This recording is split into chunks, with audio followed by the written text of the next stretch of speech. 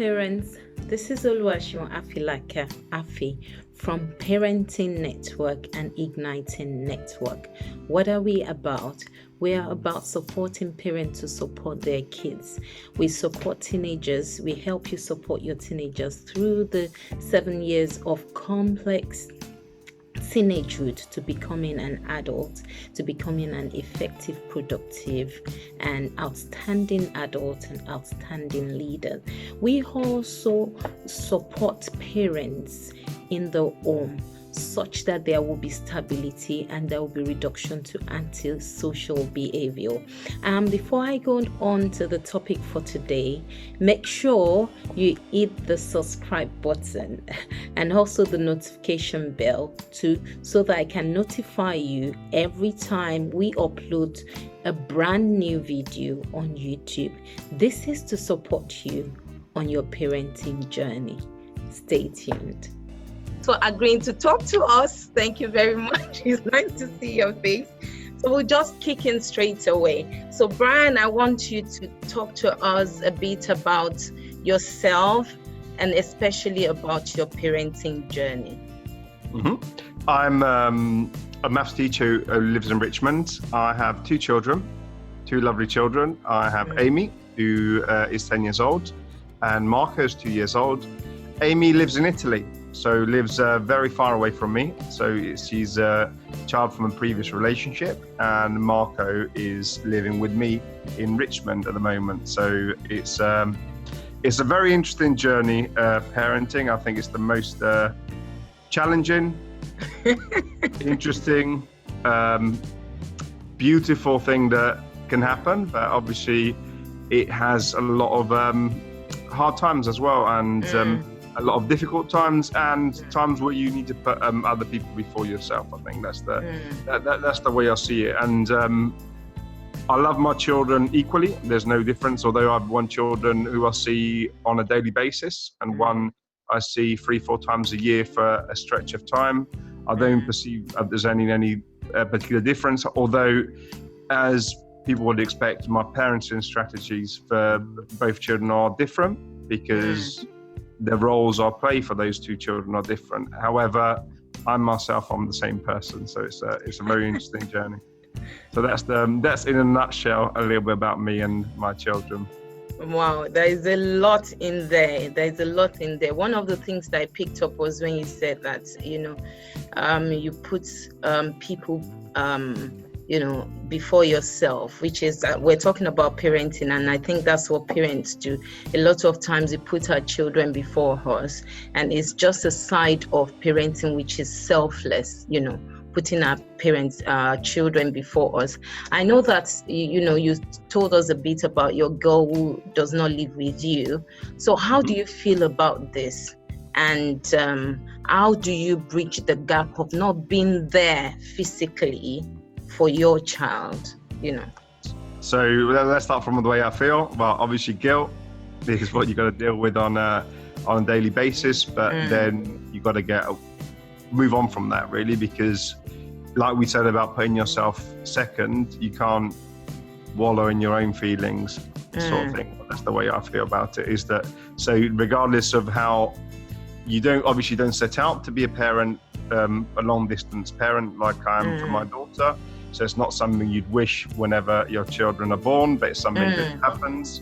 And sometimes it happens, and there are good reasons why it's happened. But however, it's a situation that needs to be dealt with.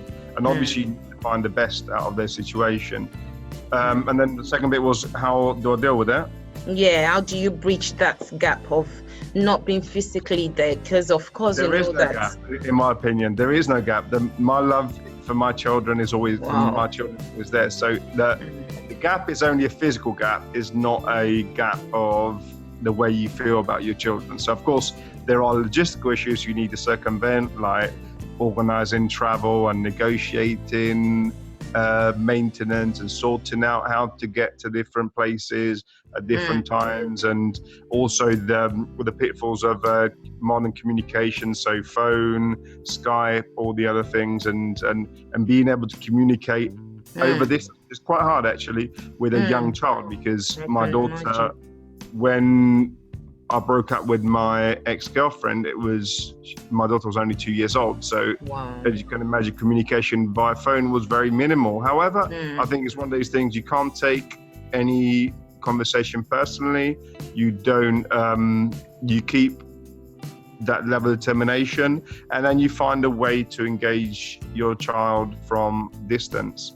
And it's all about being yourself, I think, for me, and about showing that person who I am and what I stand for, because that's important, because that's what you want your child to see. But also, I think it's just about that continuous being there in contact all the time via different means. It doesn't have to be necessarily just by phone. It could be sending letters, sending videos, sending a little present, and as well seeing them often. That's the thing, or as often as you possibly can, and time and money allow, really.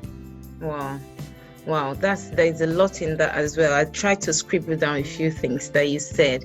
One of the things that I said is finding ways to communicate, and there's so many. Thank God for social media. Thank God for resources. Now technology's gone wild, so we communicate in different ways. And there's the other thing that you said, there is no gap. Wow. I want to wonder if you have actually asked your daughter how she felt about, if she feels there is a gap or not. Because sometimes this is one major thing that I discuss with parents. Because sometimes our perspective is different from their perspective. I would, asking that question, I would expect you to say something like, oh, yeah, I know there is a gap somewhere. But, you just blew my mind when you said there is no gap. From your own perspective, I guess, because you're doing all you think you can to, support your daughter. And I think that is one thing fathers or mothers who are lone parents or that have a distant child should take away from this. As much as you're trying your best, try to make sure that you're doing what you're meant to do and communicate with your child. So the summary of what you've told me, this is what I can get from it, and tell me if I'm right or wrong, is that you feel you're doing your best, and if you can do better, you will do better. If there are more resources, you will, of course, do more than what you're doing now. I know you said also that you try to I think it's important your child knows that and this is, I think, my daughter is very clear about, is that whenever they're in need in any way, that I'll be there. And that's, I think, the most important feeling, is that having that level of backup, that if that is needed, then that's there. And I think it is having that both emotional and physical availability, I think is important, because especially not seeing a person every day. And and I'm big on that point. I don't think she feels the gap. I think it's more a level of obviously every child would like their mum and dad to be together, and there's some of that with my daughter, because she feels that obviously that whenever she's with me, she misses mum. Whenever she's with mum, she misses me. So that's kind of a feeling that she's had to deal with. However, for her, things have happened quite early in life, so she's established a very good relationship with my ex's partner and with myself, and that's why I think parenting is quite important, because parenting does need to be viewed as a more of extensive thing. So it's not just about me; it's about relationship with my partner and the relationship with my ex's partner, and making sure that all those relationships are productive and good, so the child sees the benefits of their circumstances. Because obviously sometimes situations don't set out to be ideal, but still I think a positive circumstance can come about anyway. Oh, thank you so much for that. There is an adage in my